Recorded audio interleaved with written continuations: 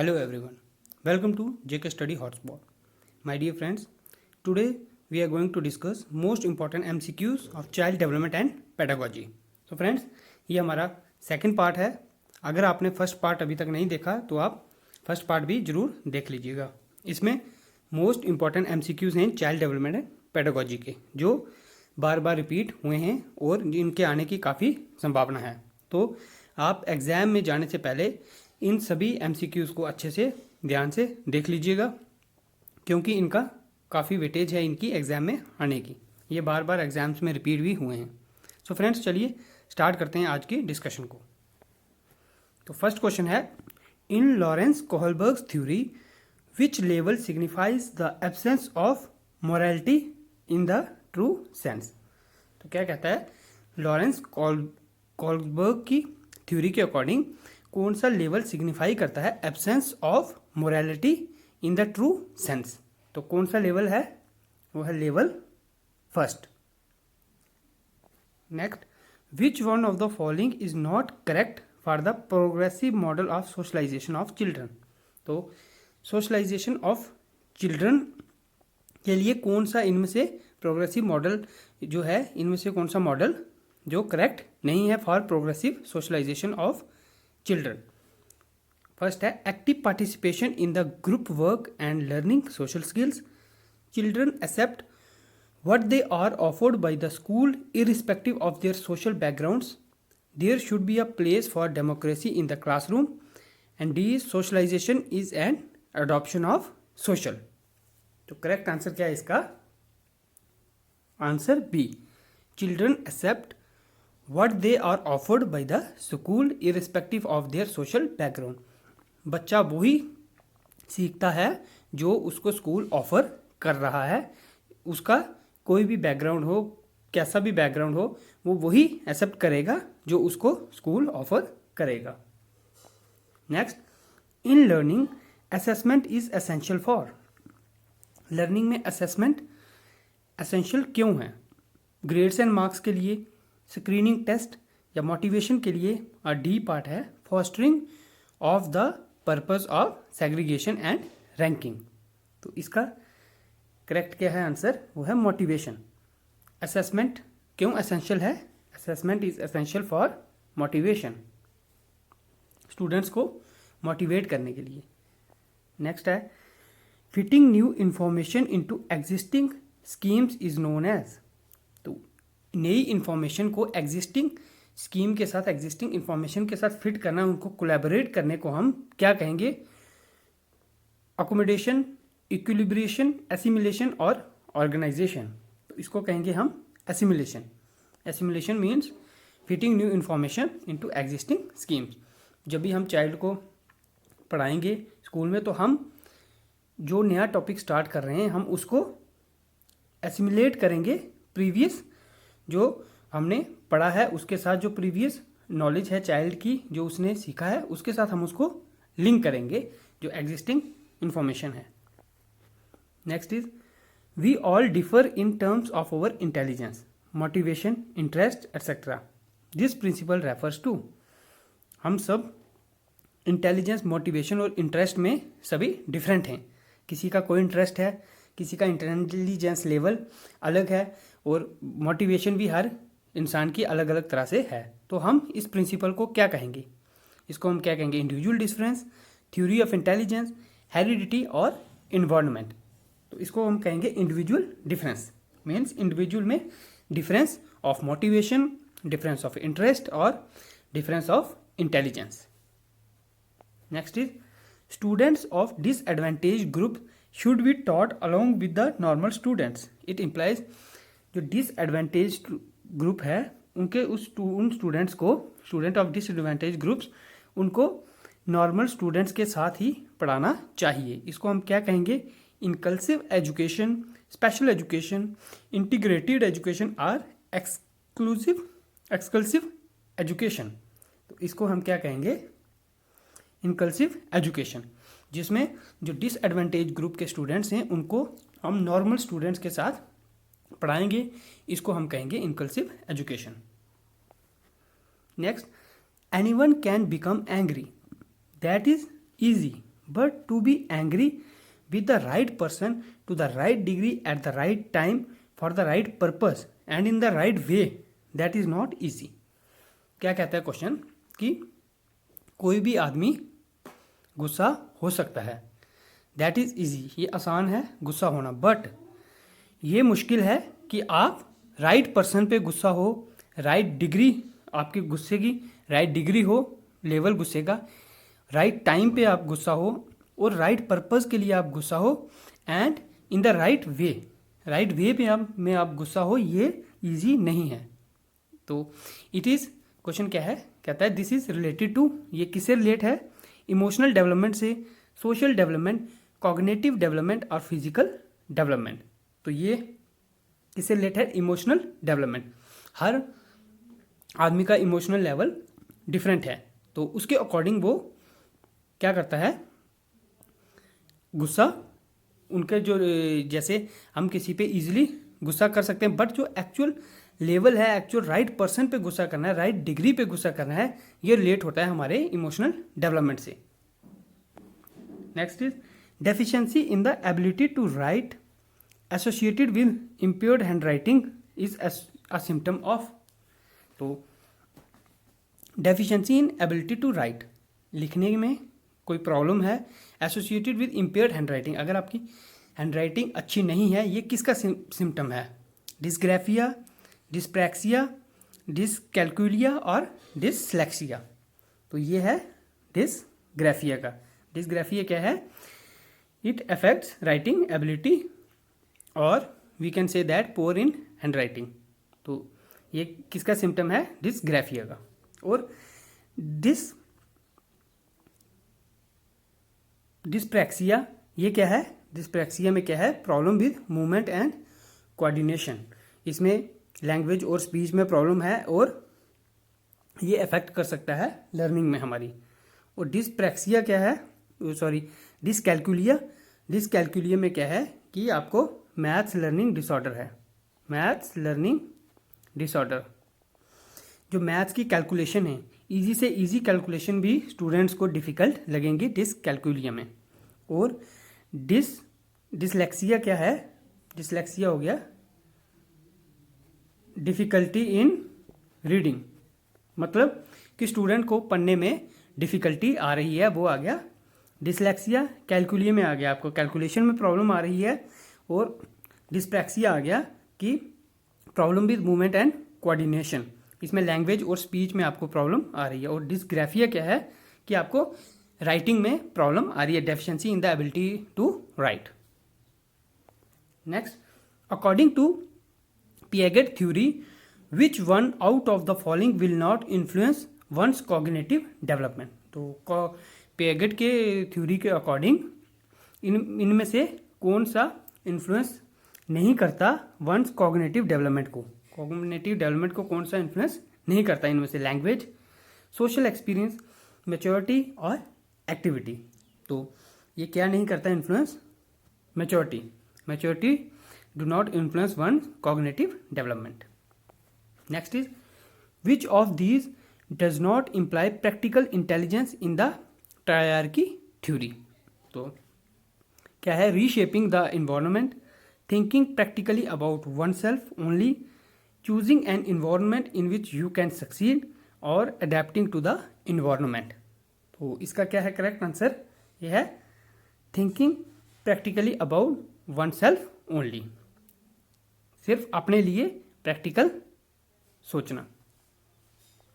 Next, cognitive development is supported by, जो cognitive development है वो किसके थ्रू सपोर्टेड है, conducting relevant and well design test as frequently as possible और presenting activities that reinforce traditional methods, providing a rich and varied environment, और D part focusing more और individual activities in comparison to collaboration. तो क्या है इसका, cognitive development किसके थ्रू support की जाती है, option C is correct, providing a rich and varied environment. आपकी कॉग्निटिव डेवलपमेंट तभी अच्छी होगी अगर आपको रिच एंड वेरिड अच्छा इन्वायरमेंट आपको प्रोवाइड किया जाएगा, तो जो स्टूडेंट है उसकी कॉग्निटिव डेवलपमेंट अच्छे से होगी. नेक्स्ट है human development is quantitative, qualitative, unmeasurable to a certain extent, और बोथ क्वांटिटेटिव एंड क्वालिटेटिव। तो इसका क्या है आंसर? ह्यूमन डेवलपमेंट क्या है? Both quantitative and qualitative. Next is the nature nurture debate refers to. A option is genetics and environment, behavior and environment, environment and biology, और environment and upbringing। तो जो nature nurture debate है वो क्या refer करती है? Genetic and environment. Next is which of the following is a passive agency of socialization. तो socialization की पैसिव एजेंसी क्या है? Health club, family, eco club और पब्लिक लाइब्रेरी। तो क्या है? पब्लिक लाइब्रेरी जो है वो पैसिव एजेंसी है सोशलाइजेशन की। In Vygotsky theory which aspect of development gets neglected. तो वाइगॉट्स्की की थ्योरी के अकॉर्डिंग कौन सा एस्पेक्ट है डेवलपमेंट का जिसको नेग्लेक्ट किया गया है? तो ये है biological aspect. Next, which of the following stages are involved when infant think with their eyes, ears and hands. तो कौन सी स्टेज है जिसमें जो इन्फेंट है वो सोचता है विद देयर आइज, अपनी आइज से, ईयर से एंड हैंड से। तो ये है sensory motor stage. Next, Riya does not agree with Rishabh about setting up a class picnic. तो रिया ऋषभ से एग्री नहीं करती एक क्लास पिकनिक के लिए। She thinks that the rules can be revisited to suit the majority. This kind of peer disagreement according to Piaget refers to. तो Piaget के according जो पीयर्स में जो डिसएग्रीमेंट है इसको हम क्या कहेंगे? तो इसको हम कहेंगे क्या? Morality of cooperation. तो उनमें कॉपरेशन की कमी है। It refers to morality of cooperation. Next, which one of the following is a form of Sternberg's triarchic theory of intelligence. तो इनमें से कौन सी फॉर्म है Sternberg triarchic theory of intelligence की? तो ये है practical intelligence. Next, intelligence test किसने डेवलप किया था?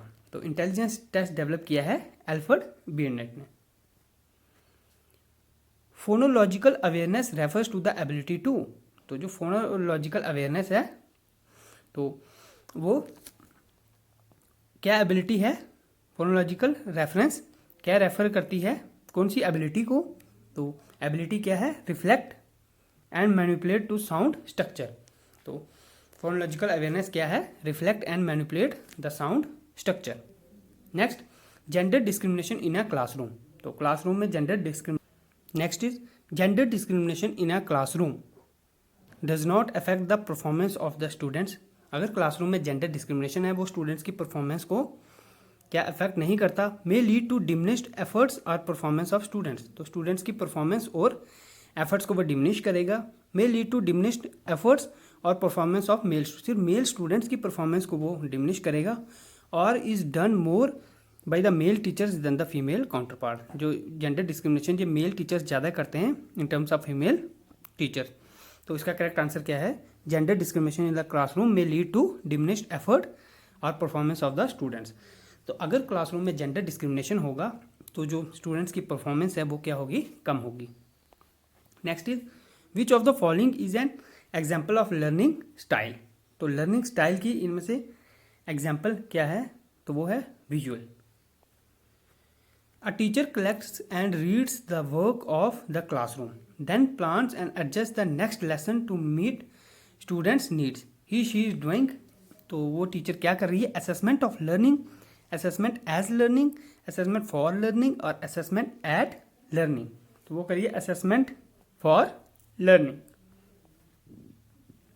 Teacher who work under school based assessment are overburden as they need to take frequent tests in addition to Monday tests, need to assign project work in each subject to individual students or observe students minutely on a daily basis to assess their value and attitude or feel a sense of ownership for the system। तो क्या आएगा इसका correct answer? इसका correct answer है feel a sense of ownership for the system. Teacher who works under school based assessment feel a sense of ownership for the system. Next is how do grades differ from marks. Grades जो हैं वो marks से कैसे differ कर रहे हैं. जैसे A grade है, बी ग्रेड है और मार्क्स आगे 20, 25, ये कैसे डिफर कर रहे हैं. This question belong to which of the following classes of question. ये कौन सी क्लास ऑफ क्वेश्चन में बिलोंग करता है. डाइवर्जेंट, एनालिटिक, ओपन माइंडेड और प्रॉब्लम सॉल्विंग. तो ये बिलोंग करता है एनालिटिक में. नेक्स्ट है girl student learn question on mathematics well but face difficult only when they are asked to reason them out और are as good in mathematics as boys of there as. Perform less competently in spatial concepts than boys of their age. A D part possesses more linguistic and musical abilities. तो इसका correct answer क्या है. Are B part are as good in mathematics as boys of their class. तो girl student उतने ही good है mathematics में जितने की बॉयज हैं एक क्लासरूम में. Next difficulty in recalling sequence of letters in words and frequently loss of visual memory is associated with. तो अगर डिफ़िकल्टी हो रही है किसी को रिकॉलिंग सीक्वेंस ऑफ लेटर्स की सीक्वेंस में इन वर्ड्स और frequent loss of visual memory, अगर विजुअल मेमोरी में भी लॉस हो रहा है, ये किससे एसोसिएट है. यह हमने पढ़ा था किससे एसोसिएट है. ये है डाइसलेक्सिया. डाइसलेक्सिया से एसोसिएटेड है. Next education of all in schools for all could be a tagline for which of the following. तो ये किसकी टैगलाइन है. Education for all in schools of all. तो ये कोहेसिव एजुकेशन की है, इंकल्सिव एजुकेशन, कोऑपरेटिव एजुकेशन और exclusive education की. तो ये है inclusive education, education of all in schools for all. तो ये है tagline inclusive education. Next fluency, elaboration, originality and flexibility और द फैक्टर्स एसोसिएटेड विद. तो ये किससे एसोसिएट हैं. गिफ्टेडनेस से, टैलेंट से, डाइवर्जेंट थिंकिंग से और एक्सेलरेशन से. तो ये किससे एसोसिएट हैं. गिफ्टेडनेस से. Next is gifted students may be asked to spend more time on question dealing with. तो कौन से क्वेश्चन से जो गिफ्टेड स्टूडेंट्स हैं उनको हम पूछ सकते हैं आप इन क्वेश्चन से ज़्यादा डील करो. कौन से. रिमेंबरिंग, अंडरस्टैंडिंग, क्रिएटिंग और एनालाइजिंग. तो ये क्या है. क्रिएटिंग. वो क्रिएटिंग टाइप के जो क्वेश्चंस हैं जिससे वो कुछ क्रिएट कर सकते हैं उन क्वेश्चंस में वो ज़्यादा टाइम स्पेंड करें. Next learning disabilities in mathematics can be assessed most appropriately by which of the following test.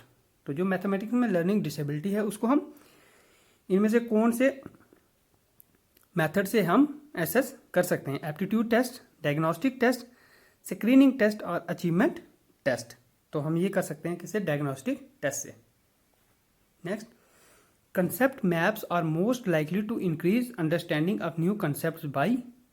तो जो कंसेप्ट मैप हैं वो इंक्रीज करेंगे अंडरस्टैंडिंग न्यू कंसेप्ट की. कैसे. By increasing ability to organize information logically. तो जो इंफॉर्मेशन है उसको इंक्रीज करेंगे एबिलिटी को कि वो ऑर्गेनाइज करें इंफॉर्मेशन को लॉजिकली इंफॉर्मेशन को ऑर्गेनाइज करें.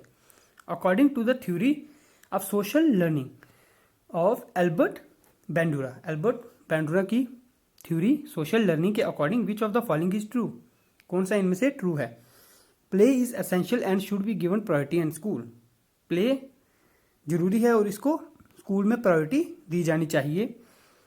Modelling is a principal way of children to learn और an unresolved crisis can harm a children और cognitive development is independent of social development. तो इसका क्या है आंसर. इसका आंसर है an unresolved crisis can harm a children. एक अगर कोई अनरिजॉल्व क्राइसिस है वो स्टूडेंट को, चिल्ड्रन को हार्म कर सकता है. Deductive reasoning involves. तो डिडक्टिव रीजनिंग इन्वॉल्व्स क्या है इसका. Reasoning from general to particular. Deductive reasoning involves reasoning from general to particular. When children learn a concept and use it practice helps in reducing the errors committed by them. This idea was given by, तो ये idea किसने दिया है कि जब एक बच्चा learn करेगा कोई कंसेप्ट और उसको यूज करेगा, and practice helps in reducing the error, जब प्रैक्टिस करेगा उसकी बार बार तो वो एरर्स को कम करेगा. तो ये आइडिया किसका था? ये आइडिया दिया था E.L. थॉर्नडाइक ने. विच of the following skill is associated with emotional intelligence? तो इमोशनल इंटेलिजेंस से इनमें से कौन सा स्किल जो है वो एसोसिएट है? तो वो है empathising. Empathising is associated with emotional intelligence. Next, जो इनर फोर्स है that stimulates and compels a behavioural response and provide specific direction to that response is, तो इनर फोर्स कौन सी है? वो मोटिव, परसर्वरेंस, इमोशन और कमिटमेंट. तो वो है motive. Next is which term is often used interchangeably with the term motivation? तो मोटिवेशन से कौन सी टर्म इंटरचेंजेबली उसको इंटरचेंज करते हैं हम ऑफनली? तो कौन सी? इंसेंटिव, इमोशन, नीड और इंस्पिरेशन. तो वो है नीड. नीड को हम इंटरचेंज करते हैं विद द टर्म मोटिवेशन से. Next, dash motives deal with the need to reach satisfying feeling states and to obtain personal goals. तो क्या है इसका? इफेक्टिव, प्रिजर्वेशन ओरिएंटेड और सेफ्टी ओरिएंटेड. तो क्या है? B part affective. Affective motives deal with the need to reach satisfying feeling states and to obtain personal goals. Next is which one of the following is a factor that affects learning positively? तो कौन सा effect है, इनमें से कौन सा factor है जो अफेक्ट करता है लर्निंग को positively? Fear of failure affect करेगा लर्निंग को positively. Competition with peer, meaningful association और प्रेशर फ्रॉम पेरेंट्स. तो ये है मीनिंगफुल एसोसिएशन. अगर फेलियर का फियर है ये भी एक नेगेटिव फैक्टर है, पीयर्स के साथ कंपटीशन ये भी एक नेगेटिव फैक्टर है, और पेरेंट्स का जो प्रेशर है वो भी एक नेगेटिव फैक्टर है. तो पॉजिटिव फैक्टर क्या है इनमें से जो अफेक्ट करेगा लर्निंग को पॉजिटिवली? वो है meaningful association. The following 3 aspects of intelligence are dealt by Sternberg's triarchic theory concept. इनमें से कौन सा 3 एस्पेक्ट्स में से है of intelligence of Sternberg triarchic theory? तो कौन सा है? कंपोनेंशियल, सोशल, एक्सपीरियंशियल और कंटेक्चुअल. तो ये है कौन सा? सोशल.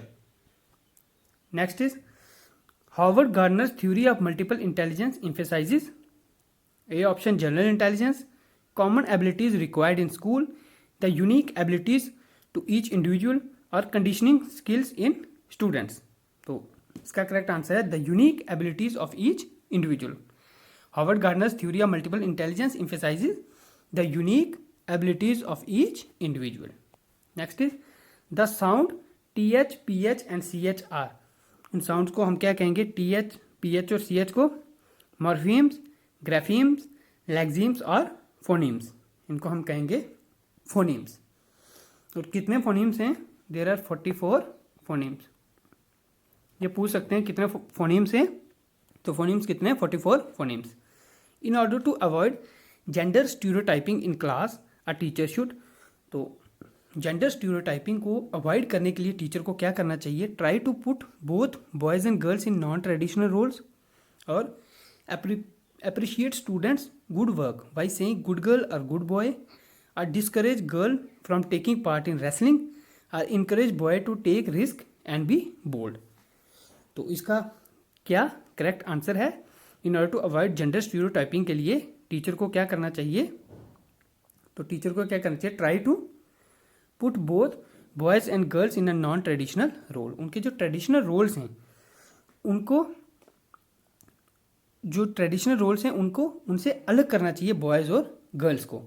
तो क्लास में ऐसा नहीं दिखना चाहिए कि ये रोल स्पेसिफिकली बॉयज़ के लिए या ये रोल स्पेसिफिकली गर्ल्स के लिए. जैसे बचपन में आप देखते हैं कि बच्चों को अगर बॉय है तो उसको आप गन दे दी जाएगी खिलौना, और जो गर्ल है उसको दे दी जाएगी डॉल.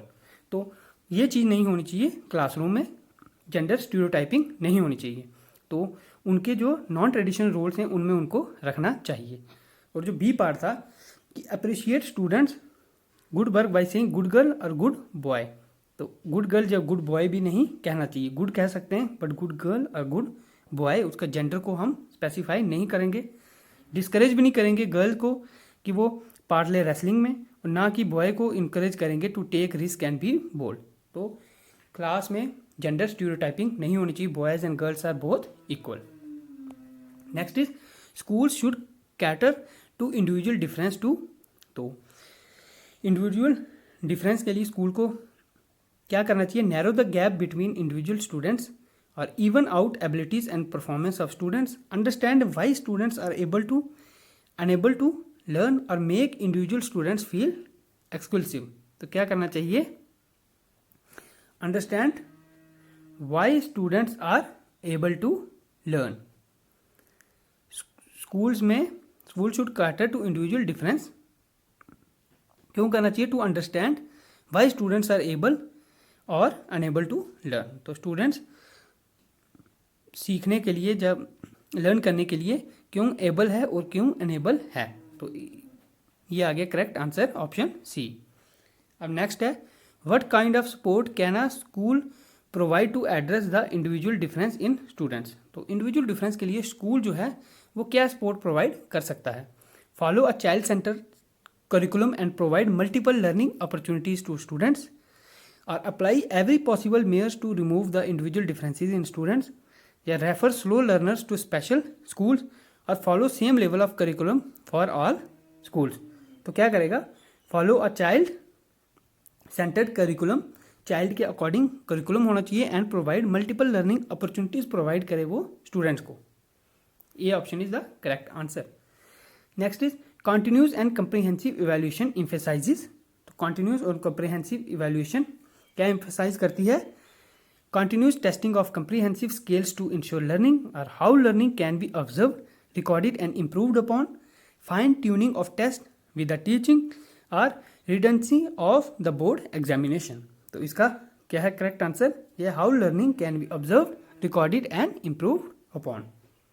नेक्स्ट है school based assessment dilutes the accountancy of board of education or hinders achieving universal nation standard, helps all students learn more through diagnosis or make students and teacher non serious and casuals। तो क्या है इसका, helps all students learn more through diagnosis। next is readiness for learning refers to general ability level of students or present cognitive level of students in the learning continuum or satisfying nature of the act of learning or Thorndike's law of readiness। तो इसका क्या है correct answer, readiness for learning refers to present cognitive level of students in the learning continuum। तो option B is the correct answer. So friends that's all from today's lecture. I hope आपको ये class पसंद आई होगी। अगर पसंद आई है तो आप वीडियो को लाइक कीजिएगा, और अगर आपने चैनल को सब्सक्राइब नहीं किया तो चैनल को सब्सक्राइब जरूर कर दीजिएगा। इस तरह ही हम और भी आगे सेशंस लाएंगे इसके most important MCQs child development and pedagogy के। सो फ्रेंड्स ये सेकंड पार्ट था, अगर आपने फर्स्ट पार्ट नहीं देखा तो आप प्लेलिस्ट में जाके फर्स्ट पार्ट भी देख लीजिएगा। अगर आप इंस्टाग्राम और फेसबुक पर जुड़ना चाहते हैं तो JK स्टडी हॉटस्पॉट को आप सर्च कर सकते हैं। तो friends thank you, have a nice day.